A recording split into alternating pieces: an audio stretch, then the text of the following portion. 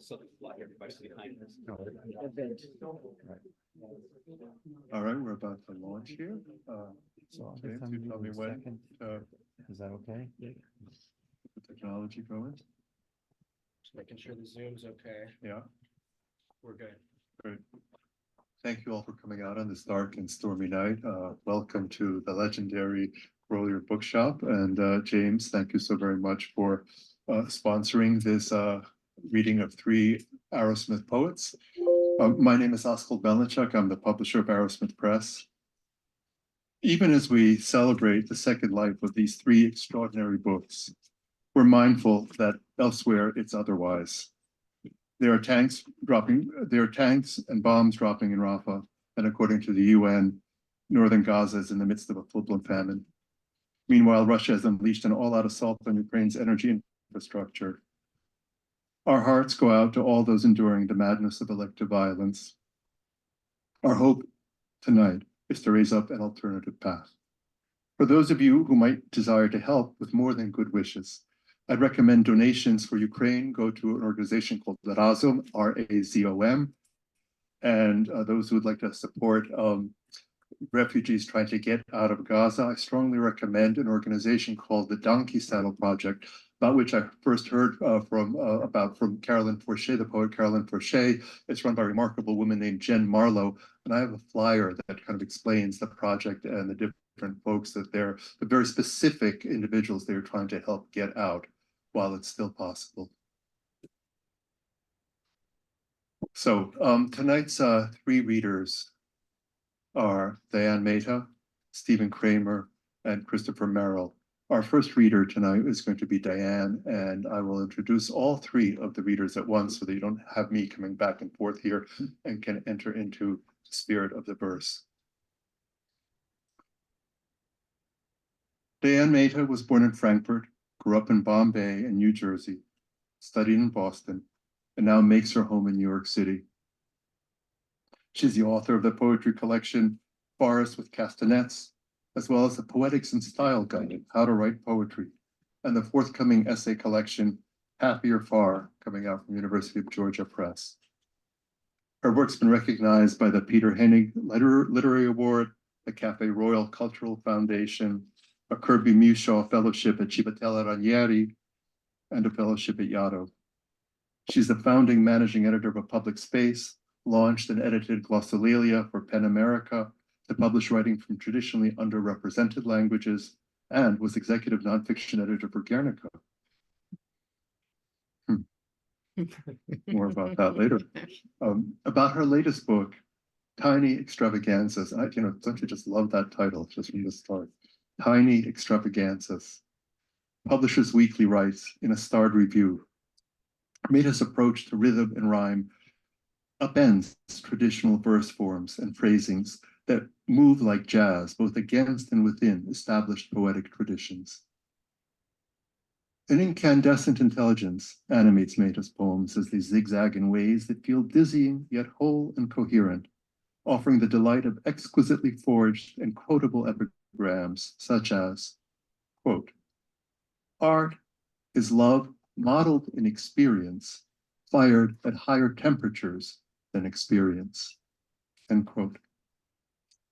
The poems about art feel intimate and insightful, attending to what most viewers miss, implications and whispers we're mostly too hurried to hear. There are even instructions, utterly undidactic, to guide us in our seeing rather. Quote, a professor brought me here one year when I was all abstraction and surfaces and explained the art of seeing. Look out from inside the painting and then look in from out. And Dan, I've tried that since reading that, and it worked. It does a lot. Thank you. We move effortlessly from Keats to Cairns into the extravagance of a line like, quote, by blood we go into the fabric of what once felt hymnal at worst, end quote. As I wrote Diane after finishing the manuscript, her poems persuaded me that for all the depredations and shocks of time, it's still possible to meet and experience the world personally for oneself in language that reflects the singularities we each carry within us.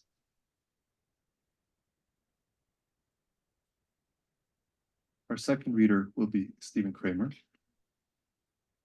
I've been reading and admiring Stephen Cramer's poetry for decades, ever since publishing his long poem, Elements, in the literary journal Agni in 1973. 50 years later, Arrowsmith proudly brought out Stephen's seventh collection of poetry, Departures from Rilke. Over the years, his poems have appeared in the Atlantic Monthly, the Paris Review, Plowshares Poetry, and other journals, as well as in a number of anthologies. He's a recipient of many awards, too many for me to list them all, but they include 2 grants for the Mass Cultural Council, an NEA in Poetry. And he's also the founder and still teaches in the Low-Residency Program at Lesley University here in Cambridge. One of the things I so admire about Stephen's work is the way it is determined to remain in dialogue with multiple influencers. From Eliot in his early poems, to Berryman and Clangings, to this book where Cramer finds himself reflecting on the work of one of the last century's most influential and haunting poets, Rainer Maria Rilke.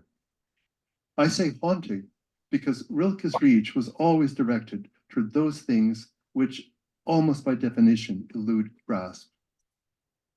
grasping.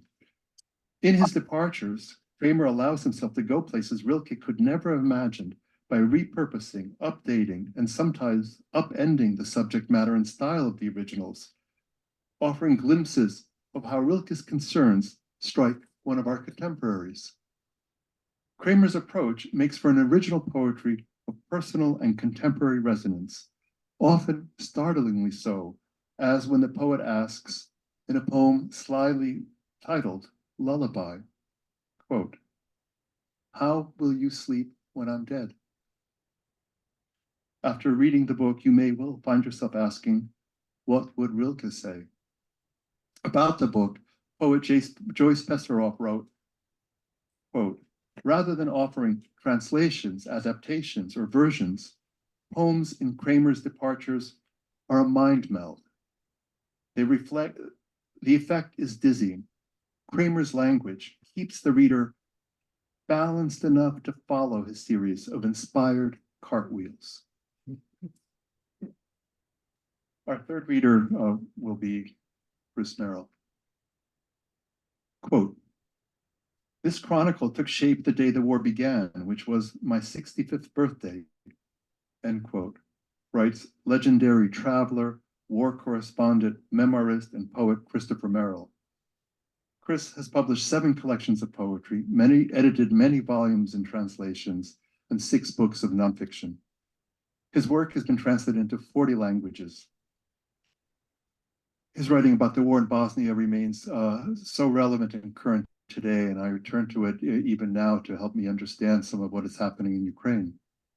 As director of the International Writing Program at the University of Iowa, Merrill has conducted cultural diplomacy missions to more than 50 countries and served as a senior Fulbright specialist in Poland and Russia. He served in the U.S. Commission for UNESCO, and President Barack Obama appointed him to the National Council for the Humanities in 2012. The good old days. Do we still have one? His book, On the Road to the View, is the product of a remarkable collaboration as it appears with a simultaneous translation into Ukrainian. I don't know that it's ever actually been done before, by the translator and poet Nina Murray. As critic Harleen Gadapy writes, Christopher Merrill crafts a morally and socially compelling story rooted in both history and current events, end quote. Prismatic and Polysemous, On the Road to View invites us on an odyssey across Ukraine in the hour of war. At once deeply personal, yet rooted in events so recent you can almost see the smoke billowing up from the ruins of Mariupol. The poem is equal parts chronicle, a document of war crimes, a recognition of the multiple understandings of history, and a sober self-reflection. I've called it the most important Anglophone poem about Ukraine since George Gordon Lord Byron's Mazeppa, published in 1817. But let us now begin with Diane.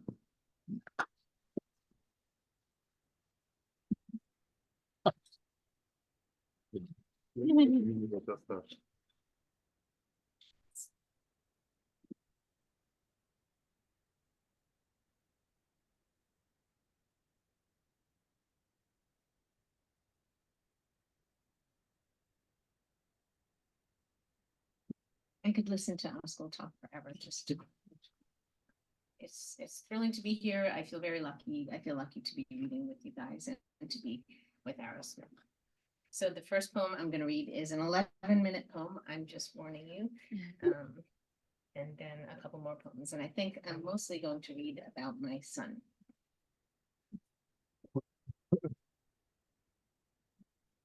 There was a place. There was a place of hemlock in the woods, around the tiniest gray lake. Invisible poison in a visible world. The stern, straight, recalcitrant tree rattled its poison. Life evaporates at a touch evermore. This forest makes explicit it is never the wrong time to be free.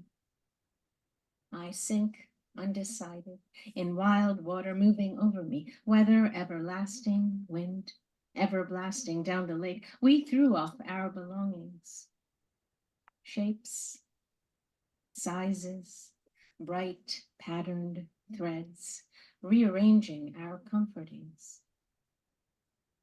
Light seems to sizzle, but we are closer to heaven here. So far north, you'd think we'd see angels or a moose ambling by, as if to remind us why we love falling into pleasures, why we love what we know keeps us out of heaven. Sky is gray as lake is sky, and trees reflecting on their blurry reflections on the murmuring lake. Recognize they are not the thing itself, but old growth evergreens in their predetermined glory, rooted in spun sky and sunlit beliefs, not how others see them, and yet like us, in love with their reflections before their shadows cease. The sun recedes with a shiver while I freestyle against eternity. Into the wind-lit waves, warning, turn back. This is not your lamentation and not your life to give away or find redeemed. You will escape nothing here. There is something resembling courage, bark that overgrows its disease, small ducks paddling by with their parents. The wind shifts west. You are with me. I left you on the boulder near the scragglewood hemlock and dove off into my configured stories of world gone, a kind of wandering in antique feelings. I swim to the middle of the lake, knowing this moment is what youth isn't. These assurances mean nothing, believe me. I wave to you on the rock. You are shifting places, moving away from people who are near, keeping me in view, watching to see if I see how you clear out for them, as if confirming, yes, I am safe, safer than you. If you think I am so terribly old that I cannot hear the drums with my oversensitive, sensible ears, longer lasting, more arresting love, well, partly this is true. You are no longer young, you accuse. It is windy in the middle of the lake, and I can't stand leaving again. I sidestroke back to the rock and argue the water is cold, the waves too high. They interfere with my forward strokes. I will drown here if I am still living after the drowning. Please survive me and the seasonal adjustments. I cannot stand to be alone, weeping in these mountains, breaking straight up in tectonic rearrangements, earth unfolds into, like music. Fireflies and horizon merge a billion skies, stars near light years from here. In 2 years, I will be swimming without you near. Have I become so outside in my skin that to be free by design and also free within is too much to carry on my back, to swim with in my hair? It is too hot to live here anymore. This is not my planet. I had not anticipated growing so wretched before my mind was wretched. I had not expected boats to appear with white houses and autumnal auroras, black slate sky and gravel in your voice, that incalculable moment when a child quietly changes. It happened yesterday. I watched you swim after me with fast-moving freedom you were always predestined for, and you almost knew it. You floated alone in a wild lake for the first time. Your measure is my measure. Your motion is the way I believe in left and right, before and after the house wreck moments when all remits to doom and we clutch our passionate revivings. Or if fate is not to be, or to my fate I'm true, I'll breathe more forceful in proportion to this lung-tight air. And in proportion to velocity, this wind is mine to know. And in proportion to zeal, such recompense, for I, in my combustible array of feeling, found distinction, even merit, but know that style is never strength, and strength is ever merit, compassionate and free. To want is scripture itself. All I want is what I'll never be. When I am gone in the thistle and fern grass by the road, some afternoon on a shady trail, you will remember how we climbed down by the hemlock strand to the rock of the steady world I left. In the middle of a lake, evergreens are unperishable, which means something must be reconceived as science learns to be wiser than you or me. I am disappointed. This is no fantasy. You are no guarantee of anything but a parting.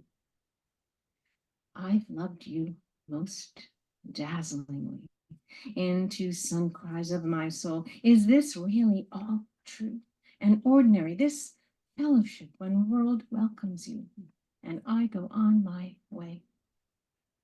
Follow, do not follow me. I will lead you into right angles under heaven or underground, ashes downstream, wind blown, with wind people standing in moonlight. And on our shoulders, Persephone laughs and weeps. I too will season shift with you, breaking rules. You are sitting on a rock, looking out like Keats before you studied him. But I spot you in your wide world gaze, where geese presumptively angle up, you glance down. When I spin back to wave, I see that clutch of hemlock shaking its truth above our swim in Pisgah Lake, forested and buoyant, almost blue. And here, my muscular attempts to float, but never, no, not ever, never promised, and neither did it disappear with you. I think this is the last lake any woman will ever swim in again, without her son, who has almost outgrown her. Is it I whose time is up, my era complete? The grand design continues. Blaze up, hands out, find equations that change what seems so ordinary. White house on a beach, ever, never. Colors of human kindness we all steal from our mistrusting hearts. And from its shape, words that for all their clarity continue to fall. The lake is warmer than the world is cold. Time is better when you consume the decades of growing old ferociously. This love more than the next. Truths shakier than you can bear. Oh, it is your country, then your witness, your navigation. Stars that meet you in the telescope, you already care about philosophy. Can't you see that, my darling? Don't run away from the sentient clarity of machines or women or hard work that brings only locusts and wildfires. This is shakedown truth. This is how we love.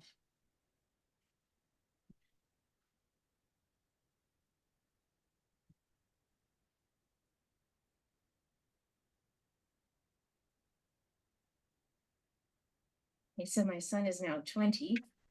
That was a few years ago during COVID, and this poem is called Driver's Seat. It's about, we found an old husk of a Jeep in the woods while looking at colleges, and we were pretending that he was driving. He hadn't driven yet. Now he's driving, probably not very safely. He climbs onto the rusted husk of a Jeep. The top has been sawed off and the undercarriage eaten by enzymes and rain. Mold spores marbleize the oxidized chassis, and crocuses shoot up between floorboards. Parked in a tangle of nettle and ragweed, the Jeep swamps into the land and seems to know its purpose: to be decorated with spiderlight and bees zagging in groves of cottonwood and poplar that have sprouted in its circumference, as if they were protecting it from the wilderness. Every day it hauls buckets of sun or clouds in its metal frame from east to west. Once in a while, it meets a son like my own and a mother who follows him onto the undercarriage before she sends him off driving alone. On Sundays, it works alongside church bells clanging, and always it hears percussive kitchen work in the house we are renting now. He glances over his shoulder and jerks his chin up, a gesture so familiar. Join me. He is impatient, eager to put it into gear and drive off to see the sea light and fireworks far from here, to solve for X the equations of our bodies in motion on this greenhouse earth we briefly occupy. I push into a thicket of thorns and stiletto leaves. Ragweed, ferns, and vines seem to grow between us exponentially. He reaches his hand out. I place my hand in his, remembering how it was I who used to hold his hand in mine and pull him up to get where he was going. I make my way onto the Jeep, balancing on the trap of serrated edges like marriage, with a gear shift that comes up to my knees, surprised to see a car halved the way time will have when he gets into a car and leaves. We are standing on the car carriage, laughing, his shoulders higher than mine now, my voice soprano to his baritone chords.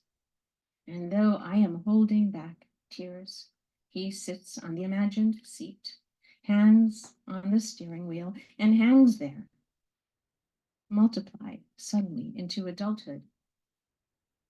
The car designs a blueprint around him and fabricates itself. He is going over the speed limit of what I can endure. He drives us to the Pantheon and the bridge of Luconta. I believe. I balance on gangplanks on the chassis, so much weaker than him.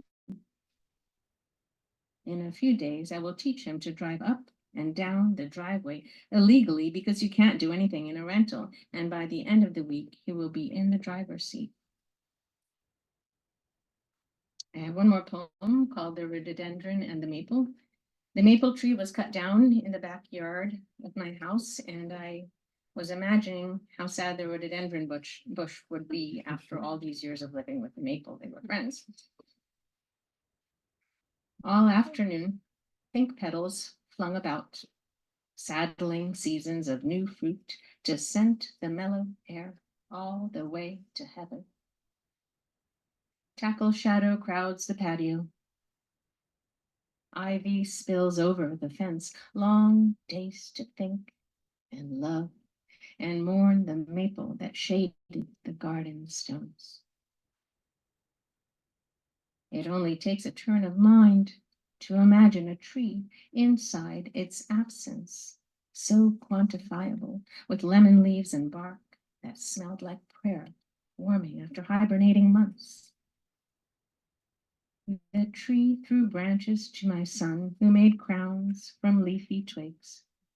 I am the king of here, he sang. I watched him in a dream.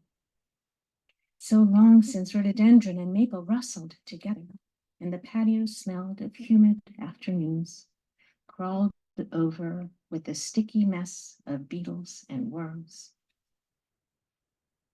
They gossiped in the sun and shared their soil.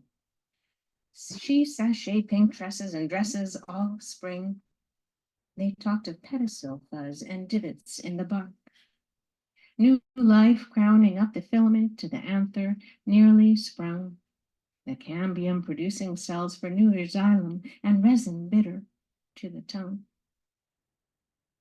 It was a little bit of an apocalypse. Chainsaw buzzing, hatchets thwacking, tree limbs trapezed in air, sawdust gusted everywhere. The rhododendron is bigger than ever. Women are wearing dresses again. Thank you.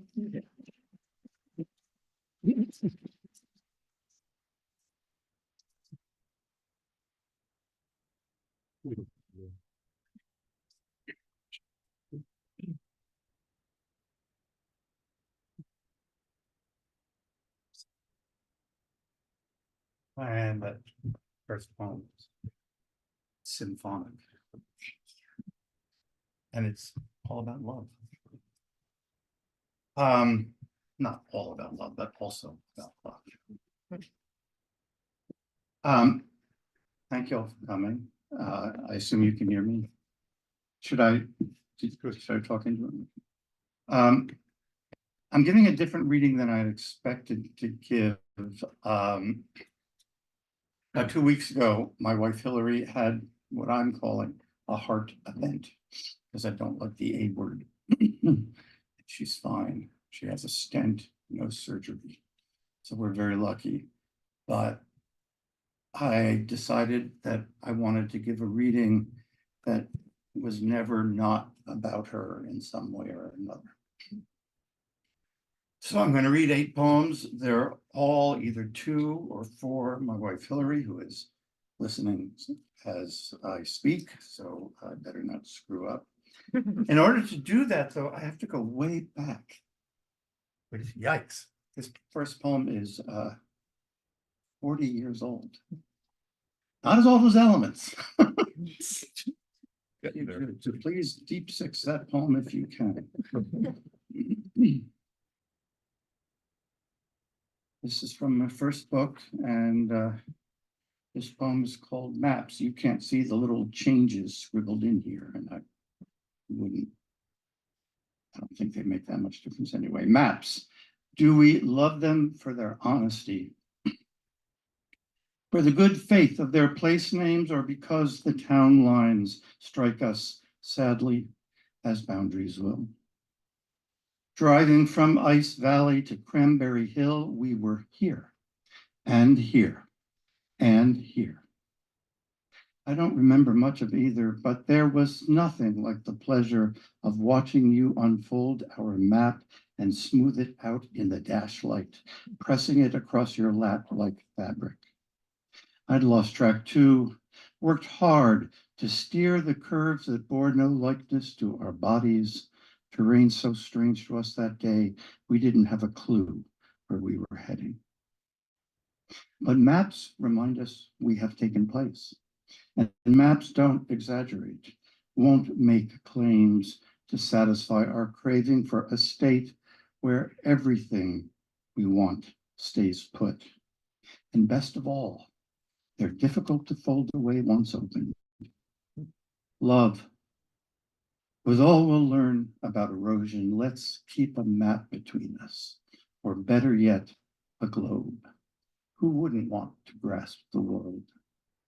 We can close our eyes and point, our fingertips picking up the dust from the continents, the Indian Ocean. Briefly, we'll look like children or gods, hovering over the earth we've spun and blurred, homeless until we stop it with our touch. I'm only going to, by the way, read one Rilke poem, but it is the one that you quoted from, Askold. This also takes place in a car. It's from my second book, the World book. Excuse me. And I noticed only when I started assembling these that it has another similarity. It uses a rhetorical structure of repetition for just one line. It's very similar to construction in that maps poem, only the maps poem was spatial and this one is temporal. That's shown here. It's called The Accident. We wanted only to get home, where the heat rises to a sudden dryness in the mouth. On the turnpike, snow whipped its spindrift against the windshield, mounted on the guardrail, the median, and when our car slurred into its 360 reel, unwinding as a whiteness swaddled us, time didn't stop, speed, or slow. So futureless was that single revolution. For seconds, we were hands on the clock's face, the wheel in my grip, helpless play. If our glances met, they witnessed nothing like recognition or requital, but our glances didn't meet. Then, with a shuddering punch to the bumper, the guardrail set us straight. No other cars in sight, no lights in the woods, even the snow immobile. Till the engine caught and we crept to the exit, and turning over and over on the motel bed, we fucked with the recklessness of the lucky, the unhoused, the betrayed, our cries reaching only toward what's next, then next, then next. That was in the Atlantic. There was quite a conversation about the word fucked. In print, it was not fucked, but it was online. This is a poem based on a dream I didn't have. The night we knew for sure. The night we knew for sure, I sat with 3 or 4 men in a bar, men who need a drink before they'll speak, whose voices shrink to mutterings if they touch the cusp of feeling.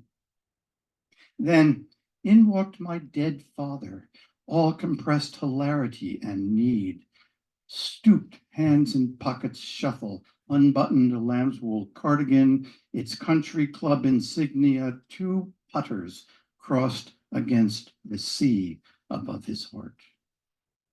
I knew he'd sit across from me reluctantly and not look up. Then he'd stand and amble to the bar, flipping quarters into the till to charm the waitresses. I knew no one makes the old man see what he doesn't want to see, especially when he's drunk and full of feeling. Then, from a room across the bar where I knew you lay in labor, I heard our firstborn cry. I feel like the phrase country club Republican was invented for my father.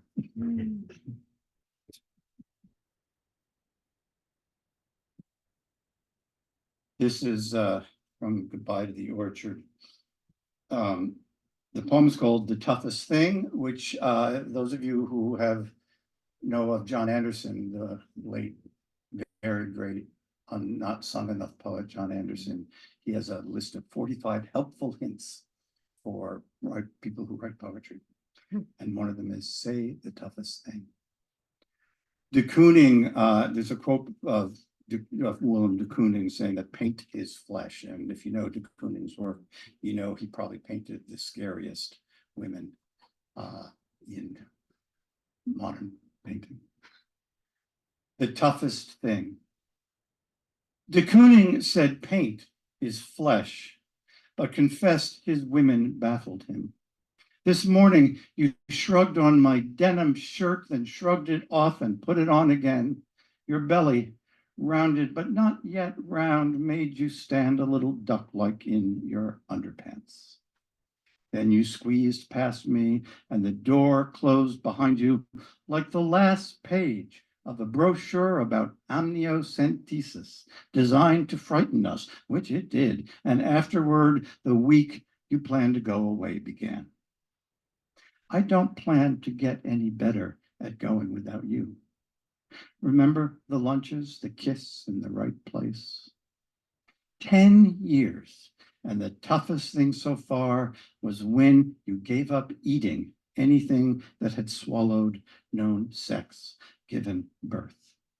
The worst, those piles of diced cucumbers. I'm sorry, those piles of sliced cucumber.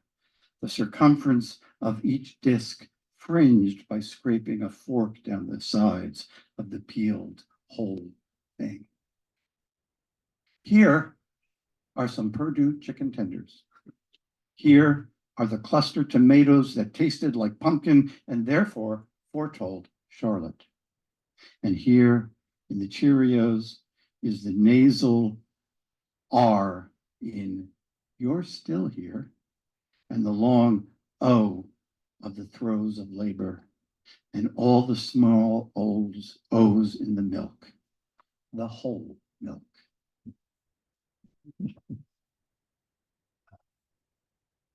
few more. This is from Listen. The first section of Listen traces a period of roughly 3 years when I felt a funeral in my brain. And this is the title poem called Listen. It makes reference, there are a few more references in this one. Makes reference to this recording of Walt Whitman, supposedly of Walt Whitman, reciting like 5 lines from a not good poem of his called America. And I don't think it's ever been decided whether it's really him or not. I choose to believe it's him. And of course, you'll recognize if you read Whitman, the phrase "formed of this soil."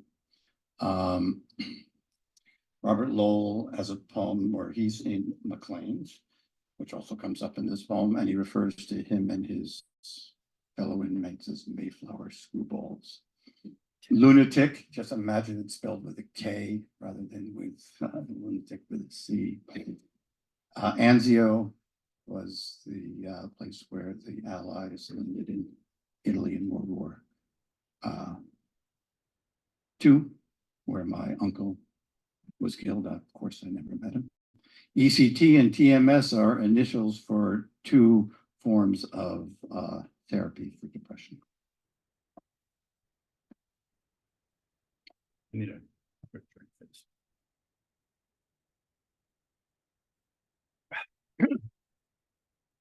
Listen, can that really be Walt Whitman on a wax cylinder chanting "America, center of equal daughters, equal sons"? Sounds like he's gargling pebbles. His larynx literally formed of this soil. In fact, he sounds like Uncle George, the one man in my family to kill Krauts in World War II and return drunk again. Most mornings, he nursed the same German Stein. So badly did he stutter, you'd think he licked all the alum off his styptic pencil. Some speculate that Edison recorded Whitman's trebly voice, another thing linking him to Lincoln, in West Orange, town I visited nearly every weekend since I adored my cousin Al, George's son. Al's mother's name, Aunt, I don't remember.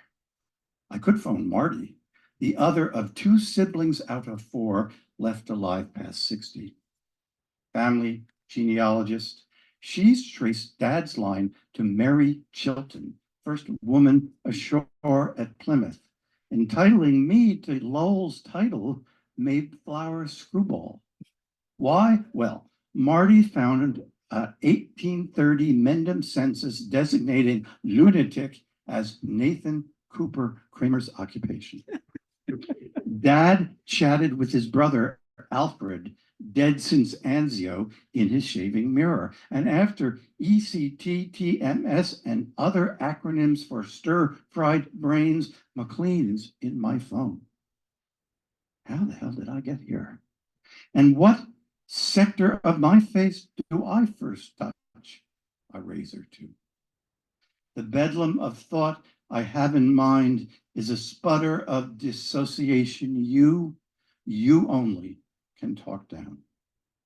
No shock then, after Whitman's high wire aria, real or forged, after my pickled uncle's PTSD, after the father of the phonograph, after my pilgrim forebear who became an orphan 6 weeks after touching land, it's you I'll be listening to at the last.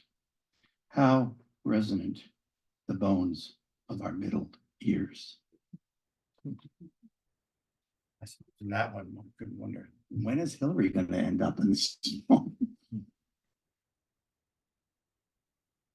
I'll read this. This is the little poem that Departure from Rilke that Askold quoted from. I call it Lullaby. I actually don't recall what was Rilke's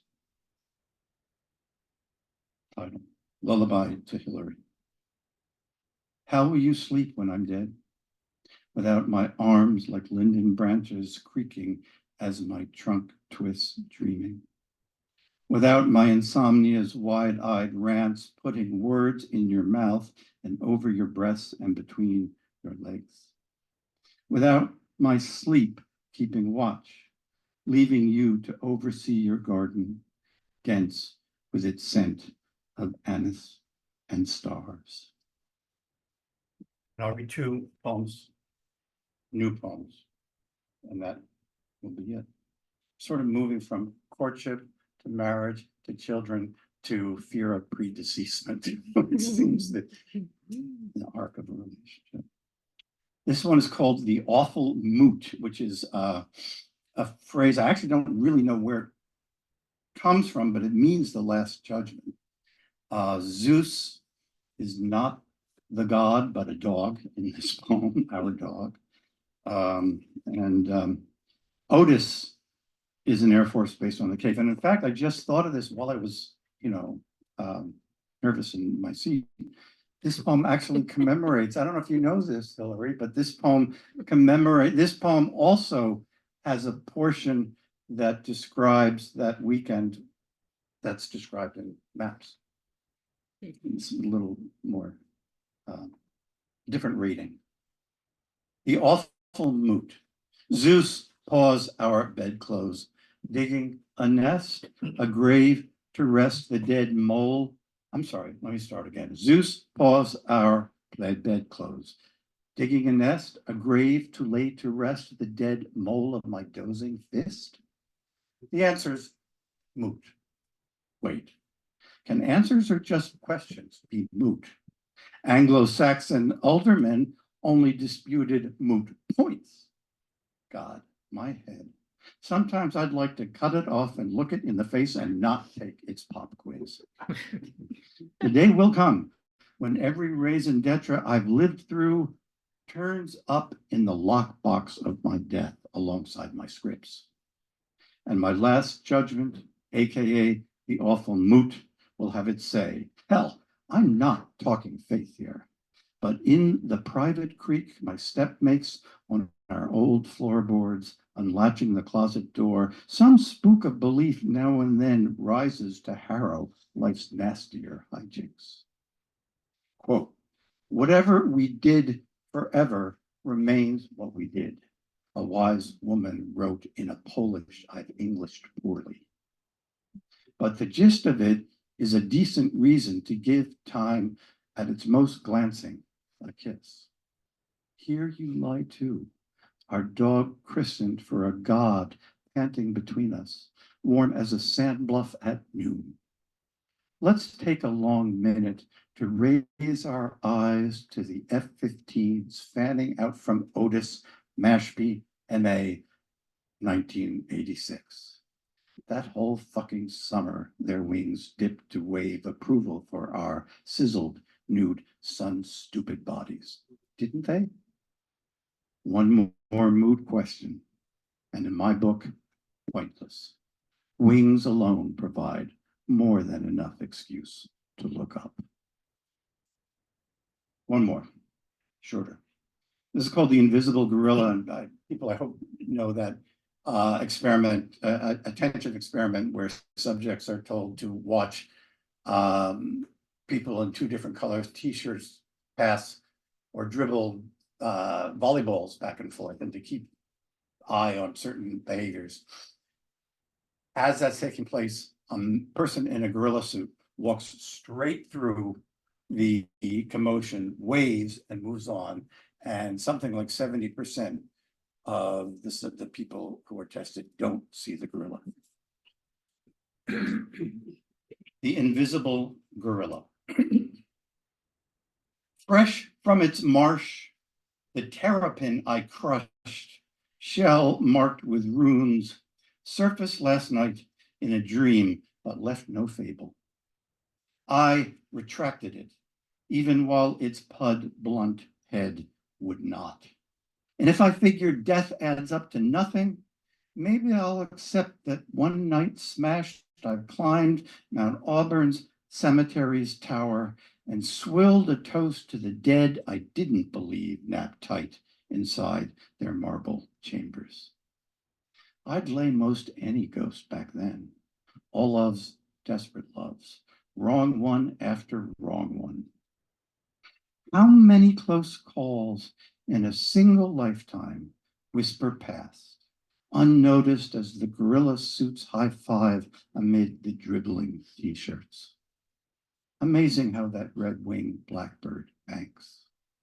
Now that my nothing's glowing darker, I'm not scared of death much. A lot more of dying, and about your leaving me alive the most. Thank you.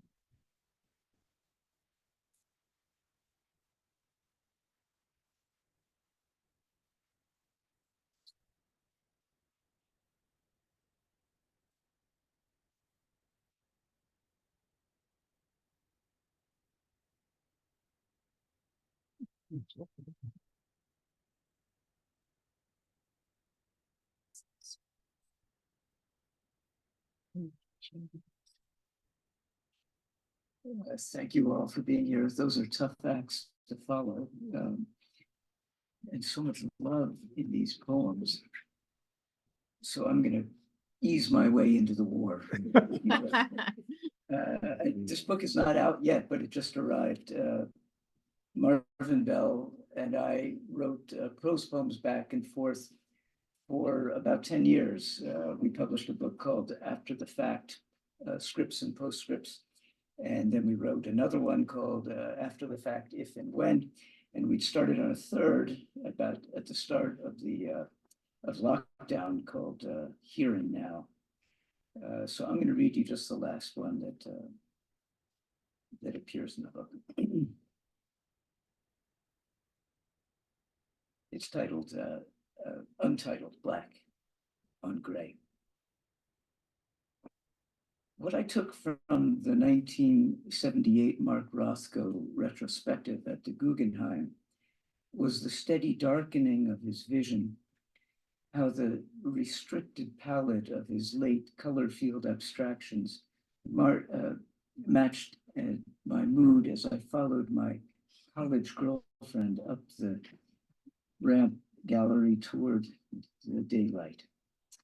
S was an art history major in need of a topic for her thesis, and I was hoping she would not betray me when she went home for Christmas. Frank Lloyd Wright's joke on New York was where I grasped two basic truths, that I would lose S, and that Mark Rothko's words, the people who weep before my pictures are having the same religious experience I had when I painted them, would shape my writing life. When S called on New Year's Eve to say she had met someone, I drank myself into oblivion night after night. It was so cold that winter in Vermont that pipes laid 6 feet underground burst. And it was 20 below when I set out one morning to pick S up at the Burlington airport. My car jerked downhill as if I did not know how to use the stick shift. The emergency brake had frozen, so I left the car at the gas station to thaw and hitchhiked north in my windbreaker, sockless and hungover. S did not speak on the bus ride back, and I shook uncontrollably. Nevertheless, in the spring, when she was unable to begin her thesis, I agreed to write it for her, arguing that the progression of Rothko's work made his suicide inevitable. Thus, in Black on Gray 1970, which dates from the last year of his life, I found evidence in the different shades of black atop a gray rectangle that he would soon cut an exit for himself from the tyranny of the blank canvas. S got a B+ for the work I produced in 3 days. On Easter, an Easter miracle, I joked, which did not save our relationship. Tragic experience, Rothko said, is the only secret book for art. S went on to marry my best friend. That's why she got a B+. And the thing is, I sent the poem to Marvin, and it was on a Friday.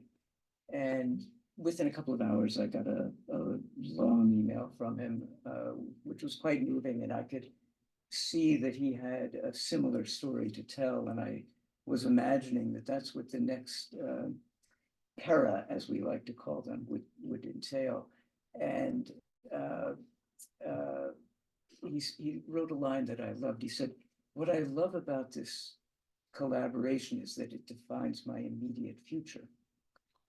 A few hours passed, and I got another email from just one word. It said, heartbreaking. And then within a couple of hours, he had a heart attack and was not to recover from that. So the last page of this book is actually blank. We got about a third of the way through what we imagined would be a trilogy. I'm so grateful to Askold and his team at Arrowsmith for making a home for this book and for thinking to add Nina Murray's immaculate translation into Ukrainian. It was so much fun to work with Nina on this. Nina is a very skilled diplomat in the US Foreign Service, born in Lviv, and a terrific poet in her own right. So it was for me a great stimulant to write this poem and then to think it through with her on its way into Ukrainian. The book began in 2006. I was making a cultural diplomacy mission to Ukraine.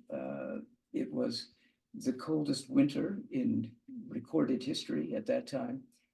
Russia was cutting off the gas supply to Ukraine, which made things even colder. And I was in an unheated van driving from Kyiv to Lviv.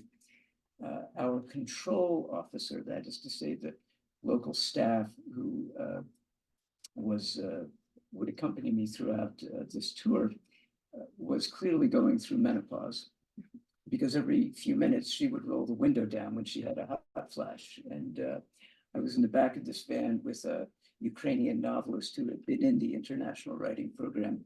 And we were so cold, we took all of the clothes out of our suitcases and duffel bags and covered ourselves, and it didn't help.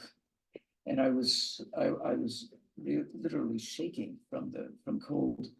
And to take my mind off the cold, I started just writing some notes. And I was thinking about Adam Zagaevsky's great poem, To Go to Lvov. And that was, with that in mind, I started taking some notes. The globes of mistletoe in the bare trees, in an irradiated area west of Kyiv, a silent colony of children signing prayers in unison, and gloveless women hauling sleds of kindling along the icy path by the soccer pitch on which the SS shot the Jews, and murders of crows, clearing the road of carrion, save for the wolf splayed on a drift of snow. The miles unroll in an unheated van, past wheat fields, woods, and telephone poles topped with empty storks' nests spreading out like mitres. In every village there is a new church, crowned with a green dome, onion-shaped and layered with murals of the Savior resurrected, beyond the statues of the fallen order, of planes and tanks, of a seminarian scorned by his classmates and a novelist crippled in the Great War, of the Red Rider spurring his horse to fly toward a ladder nailed to a cross outside a cemetery, embellished with blue, green, and orange banners, then castles, cattails, and horse-drawn carriages in which the children huddle under sheepskins, and a pack of stray dogs loping across the road, and tractor trailers sliding down the hill. So much for gauging what a traveler from the Imperium can document with his own eyes at 30 miles an hour. Oh, fickle muse of history, I cannot imagine or invent lines for the peasants glimpsed in this dream of war and independence. Somebody must repair the train, the bridge, and the iconostasis hacked to pieces by a believer who lost his only son to cancer. Somebody must draw a map to the statue of the Virgin in a village cleansed of its original inhabitants, where a peasant arguing with a young priest over the deed to the cathedral raises his fist, and the barracks empty at daybreak, a scene derived from a 19th century novel, refracted through a diplomatic lens. Why are we driving to the western border, not to Odessa, birthplace of the brilliant Anna Akhmatova and Isaac Babel? Natalia, the Foreign Service national, who rolls her window down with each hot flash and will not roll it up again until I cloak myself with clothes from my duffel bag, ignores all questions deemed political, including venues, meals, accommodations, and rushes near abroad, i.e. Crimea, the Baltics, Belarus, and anywhere one Russian nationalist can be found. The Kremlin promises a military and technical alternative if Ukraine refuses to kowtow to Russian demands, to sign away its own security, and by extension, the West's raison d'etre, ideals and democratic rhetoric. Only a fool or a traitor would support surrendering without firing a shot, and we are flush with both like every nation. Pity the scholar who cannot imagine why Russian hypersonic carrier killers may be unleashed in a first strike. And if it is, a military planner schooled in the Kremlin strategy explains, then it will be game over for the West and possibly all of civilization. Nor can I fathom what our mission is, since cultural diplomacy is not easily defined. And so I turn again to Adam Zagajewski's poem, recounting an imaginary journey to his birthplace in Lvov, in what was once Poland, then Soviet Ukraine, and now an independent country in the crosshairs of irredentist Russian politicians and democratic-minded Westerners like me, who are determined to develop civil societies around the world, utopians, in other words, who may wreak havoc in a quest to undermine the power of authoritarians to dictate what their people must believe in order to survive. Impossible, of course, yet here I am, east of Lviv, with my teeth chattering and my divided heart, imagining scenarios in which I do not have to risk my life to satisfy the foreign policy imperatives of a regime at war in Afghanistan, Iraq, and other lands, which rarely merit mention in the news.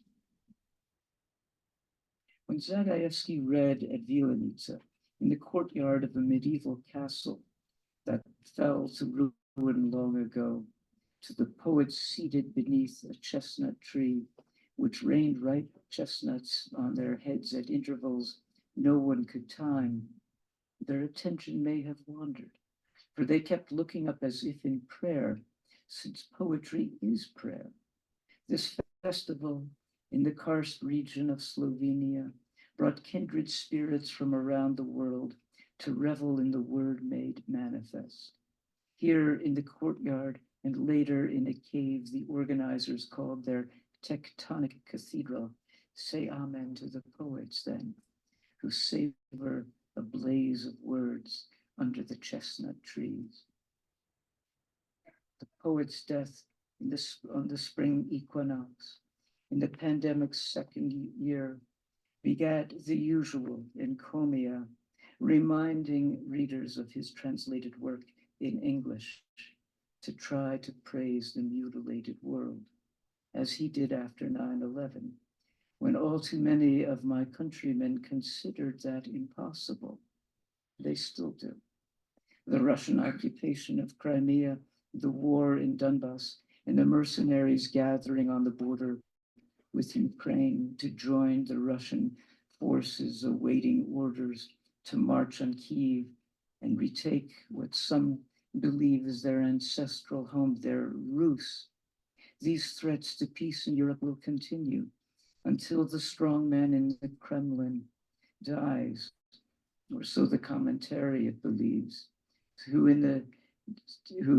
this is the sort of speculation poets generally avoid. Particulars are what command attention in a workshop, as in wild strawberries, drop of rosé wine, and strict attention to the prosodical demands of the form traditional or free. The poet chooses to explore the diction, the cries of children trapped in a cancer ward. The diction employed, the range of reference, the patterns of imagery, the vocal registry, all count in the performance of the poem, which may survive as long as the language does. I'll stop it there. Thank you very much.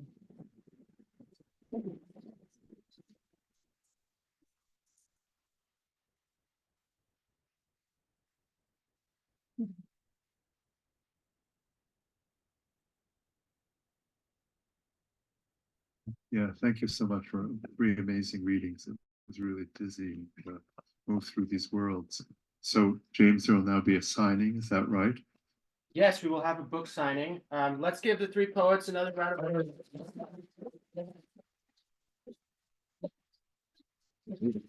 And just to encourage the book signing, I wanted to mention that for the first 5 buyers, there are freebies of the Forshay Kaminsky anthology in the Hour of War. That's So true. please, bye. Thank you for coming, everybody. You could all move your chairs up against the wall. Okay. Digging.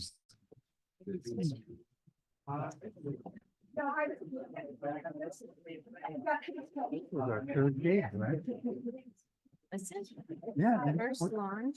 Then we did the Oh, yeah, lip yeah. balm. Menagerie. The most censored.